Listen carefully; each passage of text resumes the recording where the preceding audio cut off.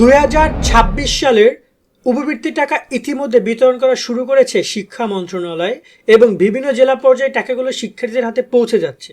কিন্তু প্রশ্ন হচ্ছে যে যদি আমরা টাকা না পাই তাহলে কি করব। ইতিমধ্যে আমাকে অনেক শিক্ষার্থী বলেছে, ভাই আমি তো উপবৃত্তির জন্য যোগ্য হয়েছি, আমাকে গত বছর টাকা দিয়েছে, বছর দেয় না, বা অনেক ধরনের কথাবার্তা। এমনকি অনেক অভিভাবকরা আমাদেরকে এই বিষয় সম্পর্কে জানিয়েছিল। আমরা একটু বলতে চাই আসলে উপবৃত্তির টাকা না পেলে কি করণীয় এবং এখানে কি কি করা যেতে পারে। এখানে বৃত্তির ক্ষেত্রে বিভিন্ন উপবৃত্তির ক্ষেত্রে বিভিন্ন প্রকার ফর্মুলা চালু রয়েছে। তার আগে বলতে চাই উপবৃত্তি কিন্তু আরও সামনে অনেকগুলো শিক্ষার্থীরা পাবে। আমি আবার যদি বলতে চাই যে উপবৃত্তির জন্য কিন্তু কেউ কোনো টাকা দিতে হবে না, এটা নিজেদের মোবাইল ফোন থেকে শিক্ষার্থীরা নিজেরা আবেদন করতে পারবে, অথবা স্কুলের মাধ্যমে বা কলেজের মাধ্যমে, বিশ্ববিদ্যালয়ের মাধ্যমে শিক্ষার্থীরা আবেদন করতে পারবে।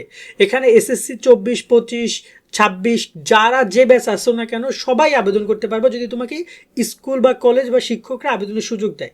এটা সম্পূর্ণ শিক্ষকদের উপর ডিপেন্ড করে। যেমন সামনে একটা আসতেছে আর্থিক অনুদানের আবেদন, এটা কিন্তু স্কুল বা কলেজের মাধ্যমে আবেদন করতে হবে। এটা স্কুল যদি অ্যালাউ করে, এই যারা 26 ব্যাচে এসএসসি ব্যাচ আসো, যারা হচ্ছে যে ইন্টারমিডিয়েটের এসএসসি 26 ব্যাচ আসো, তোমরাও তোমাদের ক্ষেত্রে একই কথা।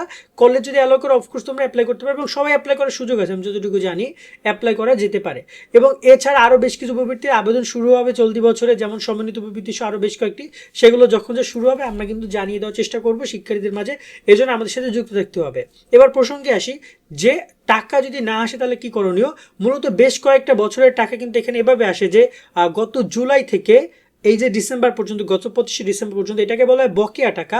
এই টাকাটা কিন্তু শিক্ষার্থীরা অলরেডি পাওয়া শুরু করেছে এবং ধাপে ধাপে বিভিন্ন জেলা পর্যায়ে টাকাটা দিবে। এবং এখানে একটা কথা যে যদি সে টাকা পায়, গত বছর সে পেয়েছে এবং এবছরও সে পাবে, তার তথ্যগুলো কিন্তু শিক্ষা মন্ত্রণালয়ের কাছে আছে, বা যারা উপবৃত্তি দেয় তাদের কাছে আছে, এবং তারা টাকাটা ওই চ্যানেলের থ্রুতে প্রকাশ করবে, দিয়ে দিবে। এখানে কোনো প্রকার মিস যাওয়ার সম্ভাবনা নেই। কিন্তু কোনো প্রকার তথ্য যদি সংশোধন করা হয় এবং সেক্ষেত্রে যদি তাদের তথ্য আপডেট করা না হয়, সেক্ষেত্রে একটা সমস্যা হইতে পারে। তাহলে কি করা যেতে পারে, এই যে বকেয়া টাকার ক্ষেত্রে বলছি, বকেয়া টাকার সেক্ষেত্রে স্কুল বা যে থ্রুতে আমরা টাকাগুলো পাই বা আমরা যেভাবে আবেদন করেছি সেভাবে গিয়ে আমাদের কথা বলতে হবে। কারণ আমরা এখানে টাকা পাওয়ার ব্যাপারে, আমরা সংশোধন করার ব্যাপারে আমরা কোনো প্রাতিষ্ঠানিক ছাড়া কিন্তু কথা বলতে পারবো না। এটা কোনো একটা প্রতিষ্ঠানে আমি গিয়ে সেখানে কথা বললাম, এটা শিক্ষা প্রতিষ্ঠানের মাধ্যমে গিয়ে তারপর একটা সমাধান করে নিতে হবে যে কেন টাকা আসলো না। শিক্ষা প্রতিষ্ঠানের মাধ্যমে এগুলো বোর্ডের কাছে গিয়ে তারপর সমাধান করতে হবে। এছাড়া আর কোনো উপায় নেই। আর যারা এই যে জানুয়ারি থেকে আগামী জুন পর্যন্ত টাকাটাগুলো পাবে, তাদের টাকাগুলো প্রদান করা হবে ধাপে ধাপে।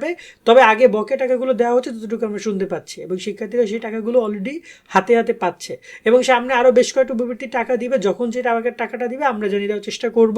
তবে ইতিমধ্যে যখন শিক্ষার্থীরা টাকা পাচ্ছে, অনলাইন অনেক জায়গায় বলা হচ্ছে টাকা পাচ্ছি, আদৌ ওরা সত্যি টাকা পাচ্ছে। বাট এখানে শিক্ষার্থীদেরকে ব্যাপারটা হচ্ছে এই যে জেলা পর্যায়ে একটা একটা করে টাকাটা দেওয়া হচ্ছে, মানে সবাইকে সারা দেশে একসাথে টাকা দেওয়া হচ্ছে না, ধাপে ধাপে সবাইকে টাকা দেওয়া হবে, সবাই টাকা পাবে। আজকের মতো ভিডিও আমরা এখানে শেষ করছি। তথ্যগুলো দেওয়ার মাধ্যমে সকলে ভালো থাকবে। আল্লাহ হাফেজ।